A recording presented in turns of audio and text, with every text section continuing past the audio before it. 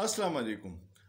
تاسو په خبرونو کې کتلی وی چې د IMF وفد راغلی او دلته میټینګ وکړو او واپس لاړو.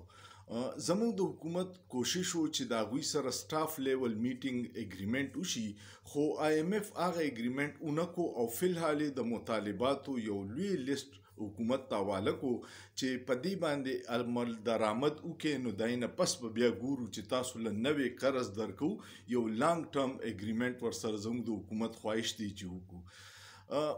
زمونږ بدقسمتي دا ده چې د شورونه زمونږ کو ډیکټیټرانو او کو جمهوریت حکومتونو هغوی خپل ملک کې د انډسټري او د دې فروغ نو کړی چې د پیسې آمدن څه ذریعه سی واشي، نو هغوی په IMF او په ورلد بانک او په قرضو انحصار کړی او د هغې نتیجه داسې راله چې اوس مونږ بالکل د تباهۍ په آخري سر باندې ولاړ یو.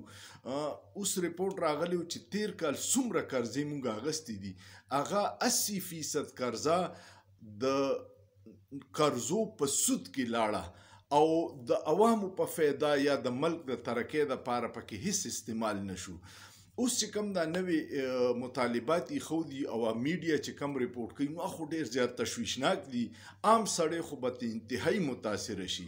IMF ورته وایي چې په هر شي باندې 18% ټیکس ولګوه، په ټیپرو، ټماټرو او په دوایانو پورې، په هر شي باندې. په دې کې لایف سیوینګ ډرګز دي، داسې بیماریانې دي چې خلک مستقل میډیسن استعمالي، د شوګر انسولین دي، د کینسر دوایانې دي، د ژوند بچ کولو دوایانې دي.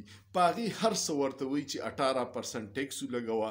بیا ورته وایي چې د سرکاري ملازمین او پرایویټ په دې ټولو باندې 35% ټیکس په تنخواو لګوه. لکه د یو سړي چې لاک روپۍ تنخواه نو 35,000 روپۍ ته واپس ټیکس وصول کا. الریډي خلک په تنخواګانو باندې خپه دي چې د مهنګایۍ په تناسب سره د هغوی تنخواګانې هغسې نه دي بړاو شوي څومره چې مهنګایي ده، او چې اوس دې ته 35% ټیکس هم وصول کړي نو هغه الریډي جاړي، بیا مخکې به څه کوي. دریم ورته وایي چې د ډیرو شیزونو اختیار چې دی هغه مونږ له راکړي، ریټونه به مونږ مقررو.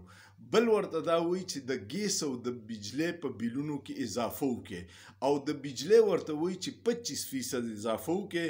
هغه د 1 جولای نه به حکومت نافذه کوي او ماهرین وایي چې دې سره به د بجلی قیمت 85 روپۍ یونټ ته ورسي. نو غریب سړی خو بالکل تباه کیږي او سفید پوش سړی، تنخوادار سړی، دا مالدار چې دي د دوی خو پټرول مفت دی، ګیس مفت دی، بجلی مفت ده، پروتوکول مفت دی، هر څه مفت دی، خو عام سړی پکې ډیر متاثره کیږي. نو دا د IMF نوې مطالبات دي. اوس کو حکومت دا مني او دې پرې له بجټ هم د IMF جوړي. زمونږ د دې سیاسي خلکو د اختیار نه خبره وتې ده، IMF بدله بجټ جوړي او دای ټوله منصوبه ده چې په دې شرایط باندې به بجټ جوړوي. تیر کال چې زمونږ بجټو نو هغه د آمدن ذریعه د ټیکس چې دوی ټارګټ یې ښودی هغه 9400 ارب روپۍ او هغه هم نه دی مونږ پوره کړی، او اوس ورته وایي چې ټارګټ 13,000 ارب روپۍ کېدی. په دې کې به 9,600 ارب روپۍ د قرضو په سود باندې ځي. 1 ارب روپۍ زما او ستا دپاره څومره لویې پیسې دي. بیا 100 اربه سوچ وکړه، بیا 1000 اربه سوچ وکړه، او بیا 9,600 اربه روپۍ د قرضو په سود باندې ځي. اوس په 1 ارب روپۍ باندې کالجونه سو جوړیږي، سکولونه سو جوړیږي، په 10 ارب باندې یونیورسټیانې جوړیږي، په 20 ارب باندې اسپتالونه جوړیږي، او 9,400 ارب روپۍ به موږ صرف د قرض په سود کې ورکو.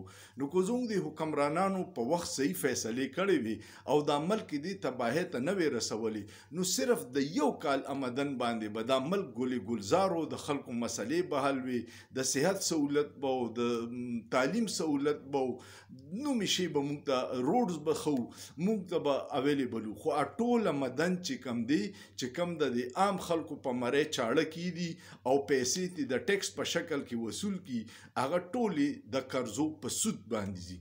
نو الله دې زموږ په دې حکمرانان له عقل ورکي او د هغې سهولتکارو له دې خدای عقل ورکي د هغوی د سهولتکارۍ په وجه حقیقي نمایندګان نشي راتلی دکه کټپوتلیان یې راوستي چې یا د اشرافي یا د مفاداتو تحفظ کوي او عام عوام غرق دي او عام عوام کو روډ ته راوځي یا احتجاج کوي نو په هغه د دهشتګردۍ او دغه اف آی آر امن و امان خرابولو اف آی آر کټ کوي نو اواز هم نشي کولی چې اذان د پاره ووایي چې موږ سره ظلم کیږي الله دې رحم وکړي ډېر ښکلی ګلې گلزار ملک دی خو د ظالمانو د لاسه تباه او برباد دی سوچ پیو کې په سوچ کې څه ګناه نشته